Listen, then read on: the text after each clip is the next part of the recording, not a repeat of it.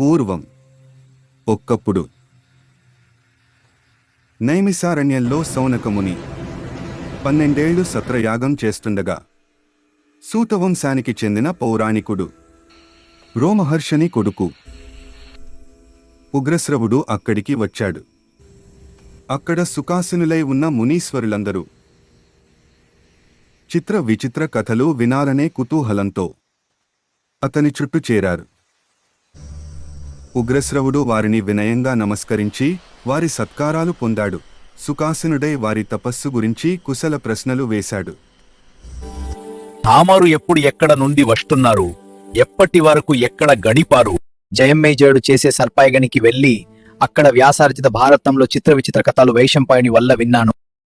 అనేక ఆశ్రమాలు, తీర్థాలు తిరిగి తిరిగి పూర్వం పాండవులు, కౌరవులు ఘోరాయుధం చేసిన సమంతపంచక క్షేత్రాన్ని చేరుకున్నాను.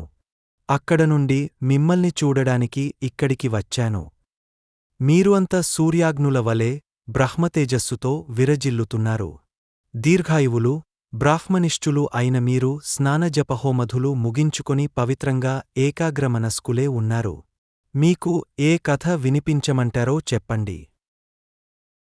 సుతానందన కృష్ణద్వైపాయనుడు రచించినది. దేవతలు బ్రహ్మర్షులు కుని యాడినది విచిత్రమైన పదాలతో పర్వాలతో కూడినది. సూక్ష్మమైన అర్ధ న్యాయములతో నిండినది. ప్రతి పదంలోనూ వేదార్థని నింపుకున్నది. భారతవంశం యొక్క సంపూర్ణ ఇతిహాసం అయినది. శాశ్వత సమ్మతమైనది. కృష్ణ ఆజ్ఞచే వైశంపాయనుడు జనమేజయ మహారాజు వ్యాసమహర్షి యొక్క పుణ్యమయమైన పాపనాశకమైన వేదమయమైన ఆ సంహితను మేము వినాలనుకుంటున్నాం అని అన్నాడు.